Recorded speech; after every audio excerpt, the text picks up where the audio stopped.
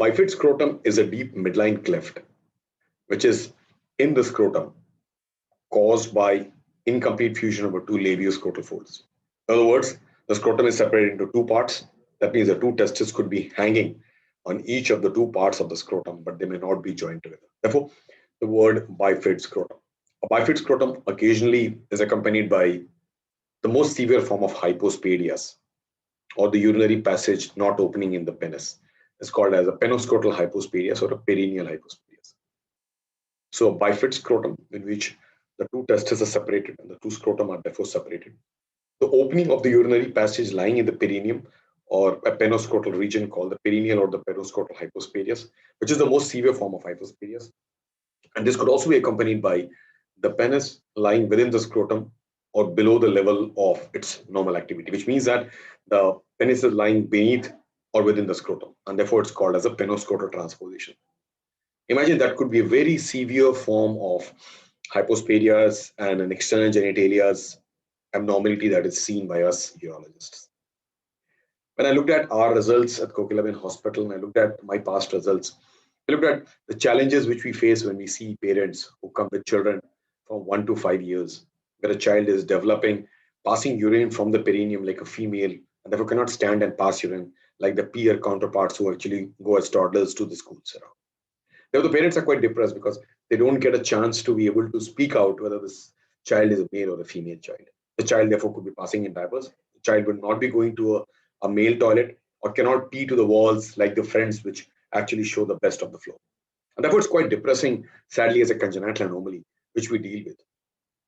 Penoscrotal hypospadias, when we look at the investigating aspect of it, we also know that many of these children could actually be an intersex state where the two testes, maybe overt testes, are hidden deep inside the abdomen, and we need to identify all that. So, on examination and evaluation of a case of penoscrotal hypospadias, where you see aesthetically the penis is short and it's completely bent down because the urethral plate is short and the urethral plate actually is there, but there's no urethra, makes the whole thing quite a caudy. So these children are born with a completely bent penis or a very rigid kind of a non-statable penis. The opening is much below down like a female, and therefore passing urine through the perineum or through a small hole, where you never know what kind of a situation exists inside. In those severe kind of penoscrotal hypospadias where you don't find the two testes in the scrotum, we got to look at a karyotype and prove that this is a 46XY.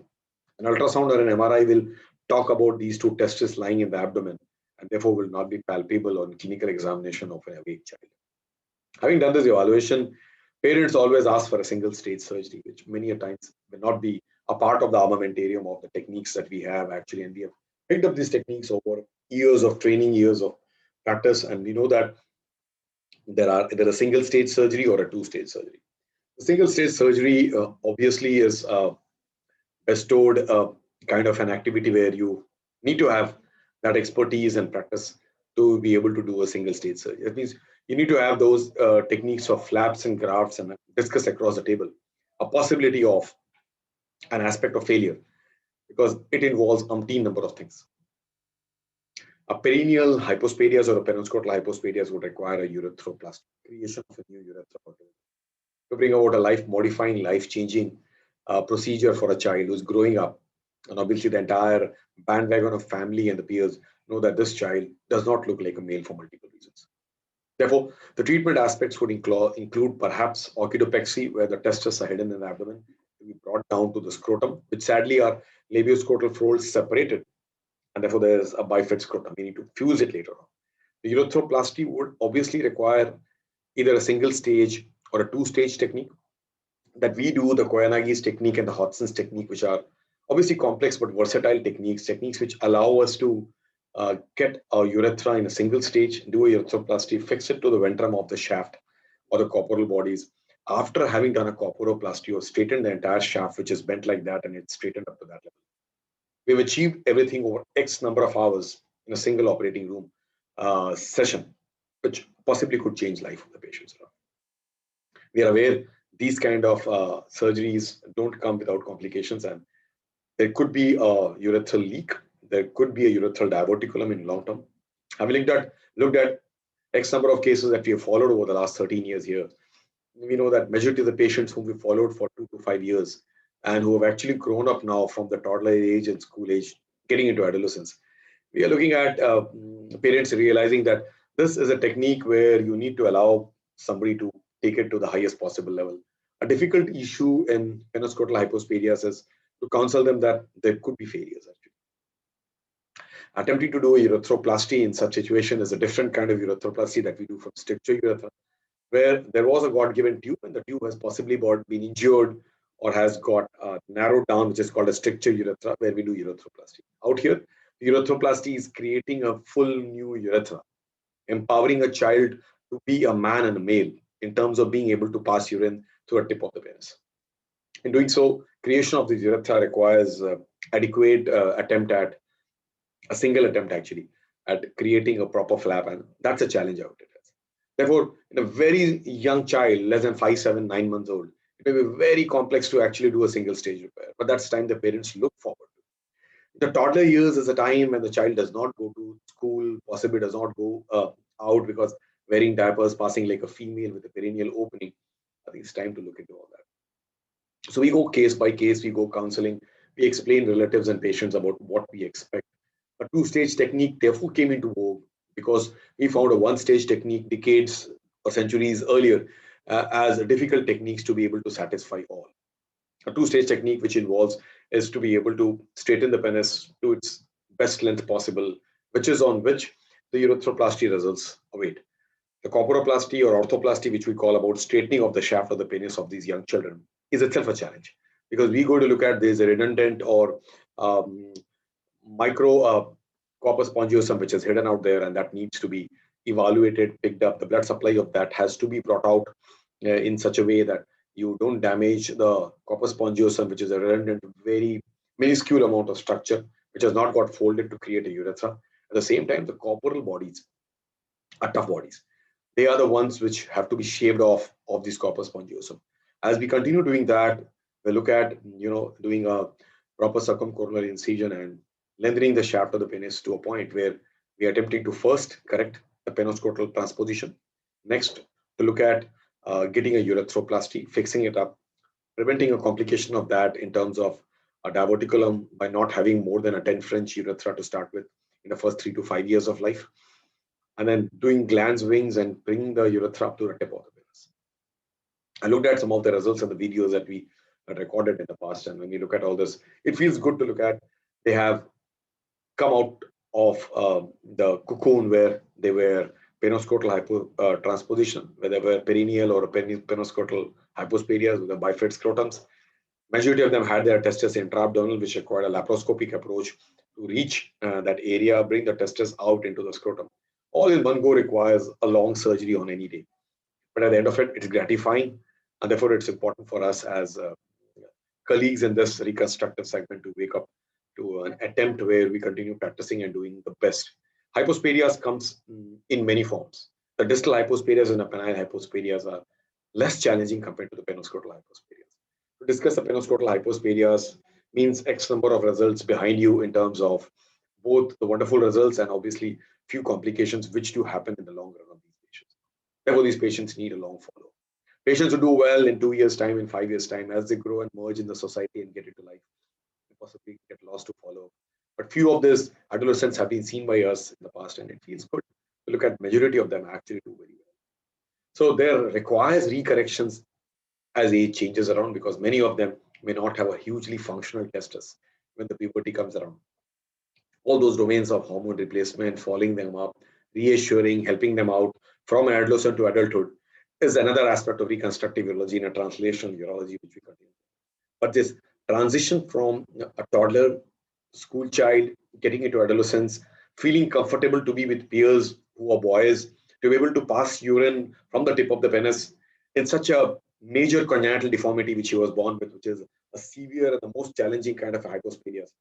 To be able to get those kind of results with few to minimal complications is actually a boon of reconstructive urology, which our colleagues do practice around.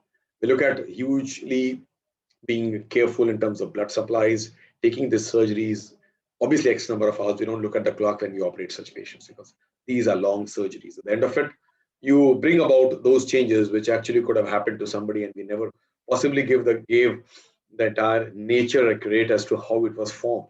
When we created on the operating table with X number of hours, I think it feels very good.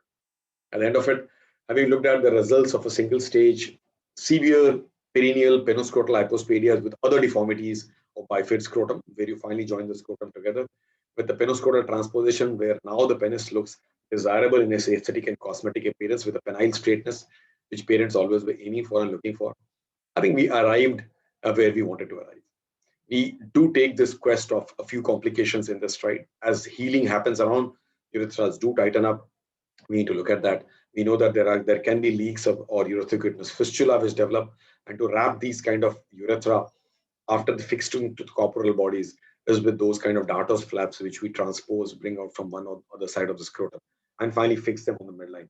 So non-opposing suture lines is what a urologist looks at in reconstructive urology, and out here the same thing applies.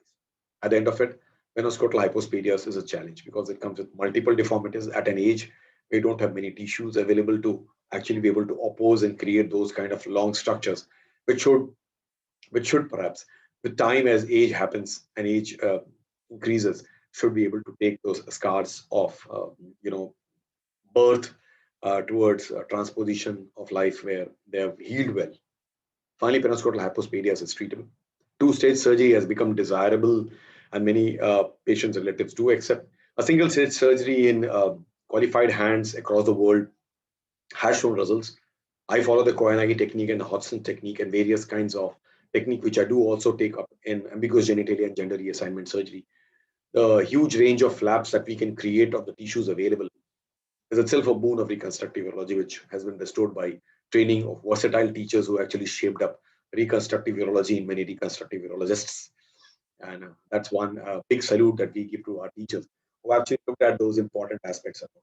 Teachers who were invisible, who were only in textbooks, and who probably created something for tomorrows. And those tomorrows help us today when we look at their art, their techniques, their failure rates, and improve upon them to a level that we can do. And that's a modern patient who actually comes in at a point in time expecting and hoping a single stage surgery for a severe perineal hypospadias.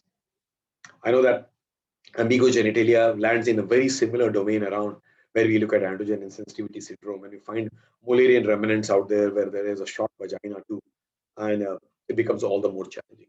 So these kind of challenges are something which need to be discussed with relatives and patients across the table on umpteen sessions to give them to light that this can be done this much, and probably we could do things as required in future. But that's a journey we need to travel to finally arrive at a point in time where we accept the body, accept the deformity, and probably get to the next level of recovery, which is treatment to a cure. Penoscrotal hypospadias, bifid scrotum, and penoscrotal transposition are all treatable. It probably is an awareness issue that's missing in our country and the world. An awareness issue could possibly happen with these kind of attempts that we do to make our colleagues in pediatrics, make our colleagues in gynecology, make our colleagues in general practice, and obviously the whole society where parents who are hoping of a new young boy born with no deformities suddenly wake up to a phenomenon. It said that penoscrotal hypospadias is not so uncommon. That means in centers where we practice, we possibly miss out many a times these kind of attempts. But I think our colleagues in urology across the world are doing this, and probably parents should seek results in time and accept the kind of challenges which doctors attempt to probably treat and cure. And I think it'll happen well as time goes by when we develop and modify techniques and get to better and better levels. Sadly, we always don't see children when they are toddlers. Many a time, I get to see adolescents and adults operated multiple times and fail, or completely virgin, never operated, completely congenital deformity presenting in adulthood. Hypospadias, epispadias, extrophy, ambiguous genitalia, androgen insensitivity syndrome, reared as a different sex while you are belonging to something else, and therefore the entire hormone changes which have messed up in life are kind of presentations I get to see as a reconstructive urologist. It's time for everybody to wake up to that. That all these identified in times is a benefit that will help this kind of awareness drives in any city and country where you live in, because that's the only way we'll be able to help this entire difficult subject to come to a complete conclusion. Thank you.